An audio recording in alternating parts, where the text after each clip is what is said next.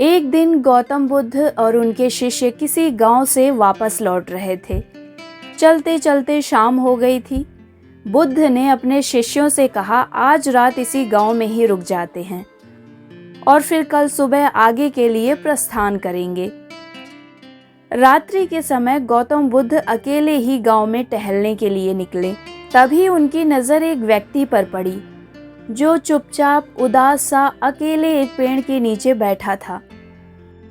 उसे इस तरह अकेले बैठा देख बुद्ध उसके पास गए और उससे पूछते हैं, क्या बात है भाई, तुम यहाँ अकेले उदास से क्यों बैठे हो, क्या बात हो गई? व्यक्ति बोला, क्या बताऊं भाई, बहुत दुखी हूँ। उस आदमी को लगा कि महात्मा बुद्ध कोई सामान्य व्यक्ति हैं, इसलिए उसने पूछा कि तुम कौन हो भाई? आज से पहले तो कभी इस गांव में दिखाई नहीं दिए, मैं तो तुम्हें आज पहली बार देख रहा हूँ। गौतम बुद्ध ने उस व्यक्ति को अपना परिचय बताया। उनका नाम सुनते ही वो आदमी बुद्ध के चरणों में गिरकर अपने सारे दुखों और तकलीफ़ों के बारे में बताने लगा और उनसे इन दुखों को दूर करने का उपाय बताने की प्रार्थना करने लगा। उस व्यक्ति ने गौतम बुद्ध से कहा कि मैं बहुत दुखी रहता हूँ, मेरी ज़िंदगी में कोई सुख जैसी चीज़ है ही नहीं। सुख क्या होता है मैं जानता ही नहीं हूँ, क्योंकि उसे अपनी ज़िंदगी में जो चाहिए था उसे मिला ही नहीं था। उसकी बातें सुनकर गौतम बुद्ध ने उस व्यक्ति को अपने पास बैठाया और बोले, तुम व्यर्थ में चिंतित हो रहे हो, सुख दुख हमेशा नहीं रहते। चलो मैं तुम्हें एक कहानी सुनाता हूँ, ध्यान से सुनो। किसी नगर में एक धनवान सेठ रहता था। सेठ बहुत ही उदार और परोपकारी था। उसके दरवाजे पर जो भी आता वो उसे खाली हाथ नहीं जाने देता और दिल खोलकर उसकी मदद करता। एक दिन उसके यहाँ एक आदमी आया। उसके हाथ में एक पर्ची थी जिसे वो बेचना चाहता था। उसके पर्ची पर लिखा था, सदा ना रहे। ऐसे पर्चे को कौन खरीदता? लेकिन सेठ चीज़ों को खरीदने का शौकीन था। उसने तुरंत उस पर्ची को खरीद लिया और उसे बिना देखे ही अपनी पगड़ी के एक छोर में बांध लिया। कुछ समय बीता। धीरे धीरे सेठ की प्रतिष्ठा बढ़ती जा रही थी, इसलिए नगर के कुछ लोग सेठ से ईर्ष्या करने लगे।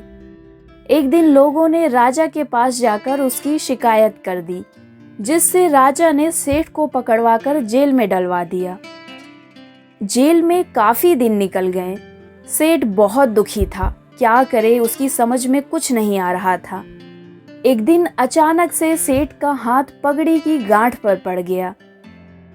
उसने गांठ को खोलकर पर्ची निकाला और उसे पढ़ा। पढ़ते ही उसकी आंखें खुल गईं। उसने मन ही मन कहा, दुख की क्या बात है, जब सुख के दिन सदा ना रहें तो दुख के दिन भी सदा ना रहेंगे। इस विचार के आते ही वो जोर से ठहाके लगाकर हंसने लगा और बहुत देर तक हंसता रहा। जब चौकीदार ने उसकी हंसी सुनी तो उसे लगा सेठ मारे दुख के पागल हो गया है। उसने राजा को खबर दी। राजा आया और उसने सेठ से पूछा, क्या बात है? सेठ ने राजा को सारी बात बता दी। उसने कहा, राजन, आदमी दुखी क्यों होता है? सुख दुख के दिन तो सदा बदलते रहते हैं। सुख और दुख तो जीवन के दो पहलू हैं। यदि आज सुख है तो हो सकता है कल हमें दुखी भी होना पड़े, और अगर आज दुखी हैं तो कल सुखी भी अवश्य होंगे। राजा सेठ की बात सुनकर बहुत प्रभावित हुआ और उसने सेठ को जेल से निकलवाकर उसे घर भिजवा दिया। सेठ बड़े आनंद से रहने लगा, क्योंकि उसे ज्ञात हो गया था कि सुख के साथ साथ दुख के दिन भी सदा नहीं रहते। बुद्ध के मुंह से ये बात सुनकर उस व्यक्ति के मन का बोझ हल्का हो गया। उसने गौतम बुद्ध का आशीर्वाद लिया और अपने घर की ओर चल पड़ा। ये कहानी अगर आपको अच्छी लगी हो तो चैनल को लाइक, शेयर और सब्सक्राइब कीजिए ताकि आने वाली कहानियों को आप सुन सकें।